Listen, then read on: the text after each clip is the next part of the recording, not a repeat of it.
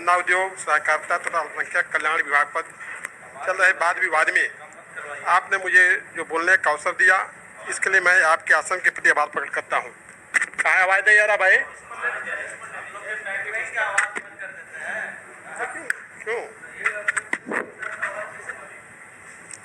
तो पढ़ाई बंद कर दीजिए। महोदय, मैं अपनी बात खासकर गन्ना उद्योग और सहकारिता विभाग पर ही रखना चाहूंगा। महोदय, गन्ना की खेती बिहार के पश्चिम चंपारण, पूर्वी चंपारण, गोपालगंज, सिवान, सारण, समस्तीपुर, बेगूसराय, खगड़िया, सीतामढ़ी, शिवहर एवं मुजफ्फरपुर जिले में मुख्य रूप से की जाती है। गन्ने की खेती सबसे अधिक महोदय पश्चिम चंपारण में जिले में होती है।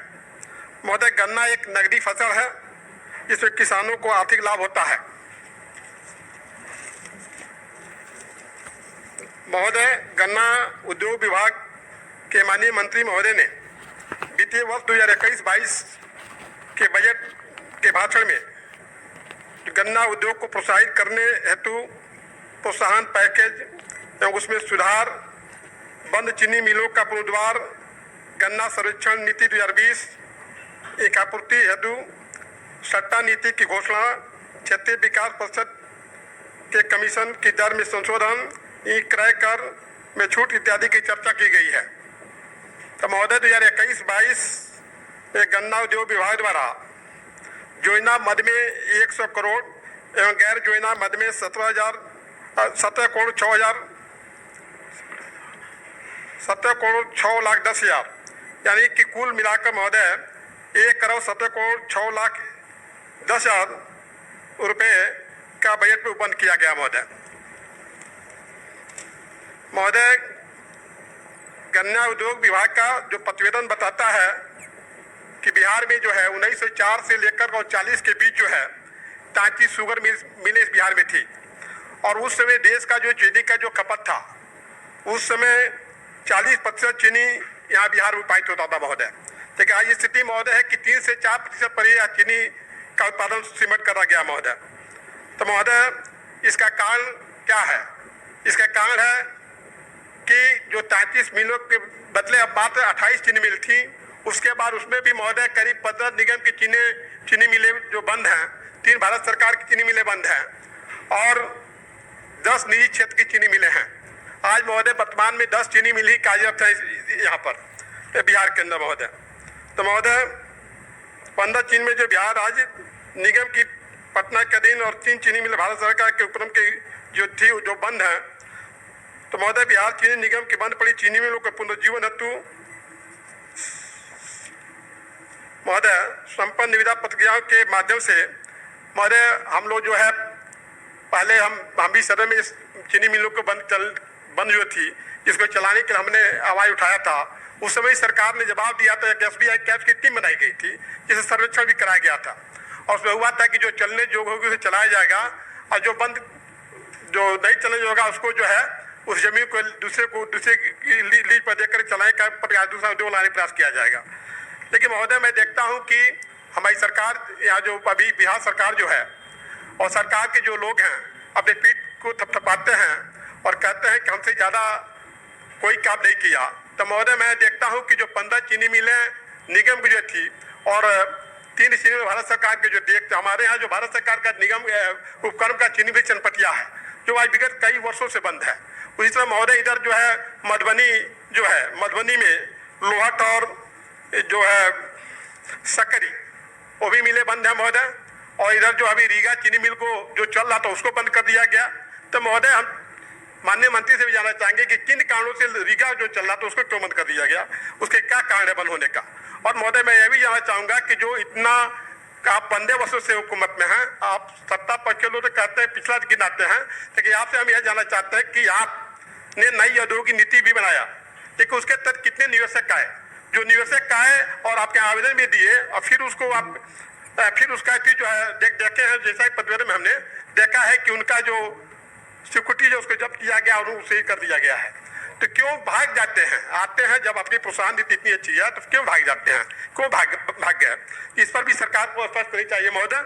दूसरी बात महोदय मैं कहना चाहता हूँ कि 15 चीनी मिलों में मात्र 2 चीनी मिल चला, इसे इनकार नहीं किया जा सकता। लौरिया चीनी मिल और सुगौली चंपारण में है, जो भी निगम की चीनी मिल में थी उसको सरकार ने चलाने का काम किया।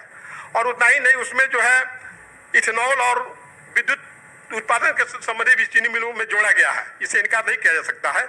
लेकिन महोदय मैं इतना ही कहना चाहता हूँ कि जो 10 चीनी मिल अभी चल रही है और 10 चीनों में मिलों में आपका प्रतिवेदन जो है, मैंने इसमें देखा है महोदय कि प्रतिवेदन में अभी जो पेराई वर्ष जो चला है, इस पेराई वर्ष में जो पेमेंट की स्थिति के बारे में चर्चा की गई है, इसमें महोदय बगहा जो है, बगहा के संदर्भ में बताया गया है कि 71,107.40 लाख रुपए, यानी कि 30.11 मतलब 30% से अबव बकाया है।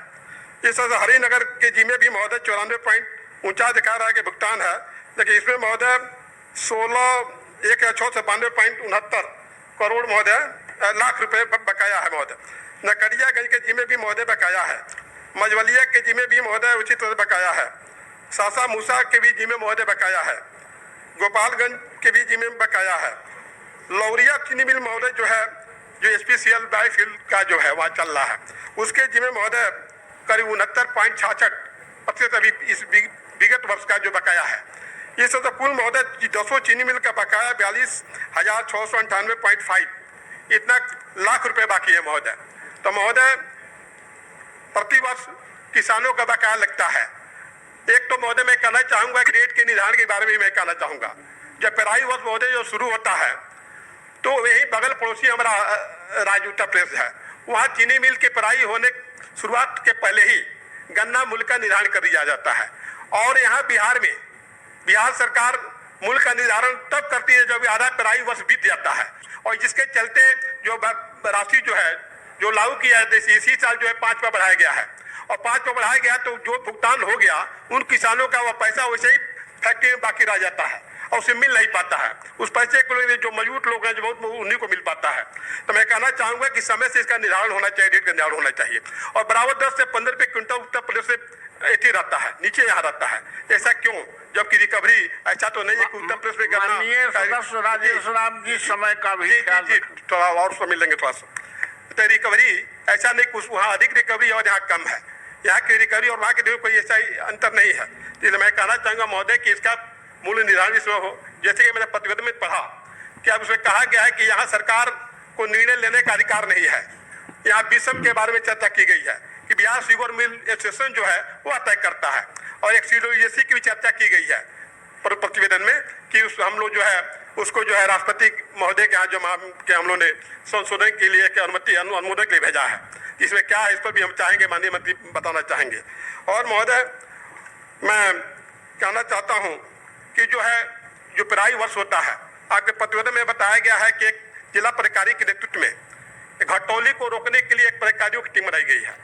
तो महोदय मुझे काफ़ी शिकायतें हैं, पिछले दिनों में भी हमारे चंपारण के अंदर जो 6 शुगर मिल है, बगहा है, लौरिया है, हरिनगर शुगर मिल है, नकड़ियागंज है, मझवलिया है, सुगौली है, तो 6 शुगर मिल जो है 10 में 6 शुगर चंपारण में है, और वह घटतौली की काफ़ी शिकायतें हैं महोदय। मैं पिछले दिनों भी मैंने हाउस में इस बात को रखा था। तो महोदय उस पर मतलब कि रोकने का इसी होना चाहिए। कहने के मतलब प्रकारी निश्चित तौर से आपने इति किया, लेकिन कोई प्रकारी अगर गया हो और जाकर इसकी इति किया हो तो उसका भी बताएंगे कि कब कब किन स्थलों पर किन क्रय केंद्रों पर जाकर उन्होंने छापेमारी करने का काम किया, ये भी बताना चाहेंगे। इससे तो महोदय और महोदय कई तरह की बातें हैं महोदय, सहकारिता और उसी तरह महोदय करीब रीगा चीनी मिल जो है, रीगा चीनी मिल को बंद कर दिया गया और रीगा मिल चीनी मिल के जिम्मे 52 करोड़ रुपया बकाया है। तो यह भुगतान कौन करेगा, इस पर भी सरकार को स्पष्ट करना चाहिए कि इन किसानों का भुगतान कब होगा, यह होना चाहिए महोदय। महोदय उसी प्रकार मैं सहकारिता विभाग के बारे में भी कुछ कहना चाहूँगा महोदय। सहकारिता विभाग जो है महोदय योजना मद में 1325.85 करोड़ रुपये का, गैर योजना मद में 208.25 करोड़ रुपये का, कुल मिलाकर 1534.9 करोड़ रुपए का उपबंध किया है महोदय। महोदय सरकार के सहकारिता विभाग ने किसानों के अधिकाधिक धान क्रय करने तो सहकारी बैंकों को 3500 करोड़ रुपया दिया था, और जो पैक्स हैं और सहकारी संस्थाएं हैं, व्यापार मंडल है, उनके माध्यम से खरीदने के लिए दिया गया था। और सरकार प्रतिवेदन में बता रही है कि वित्तीय वर्ष 2021 में 7179 समितियों द्वारा 4,24,189 किसानों से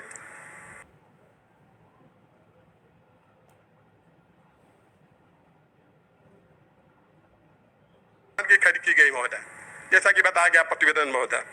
तो महोदय जिस पर 51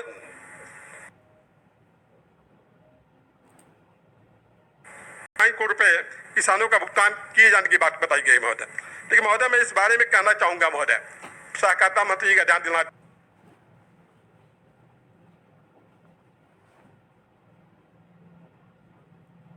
चाहूंगा कि जो धान की अधिप्राप्ति करने की बात होती है तो महोदय जब लेना होता है उसमें लिया नहीं जाता है, और स्थिति यह होती है कि जब देने वाला दो खोता है पैक्स अध्यक्षों को और उनको खोना पड़ता है व्यापार। हम भी किसान है वहाँ के बगा के, हमको अपना मतलब धान देने के लिए व्यापार मंडल हमारे बगा में है, उसके लिए बार बार कहना पड़ा, अंत में जिला सहकारिता प्रकारी को कहना पड़ा, तब जाकर के मेरा धान लिया गया। इस तरह की स्थिति है महोदय।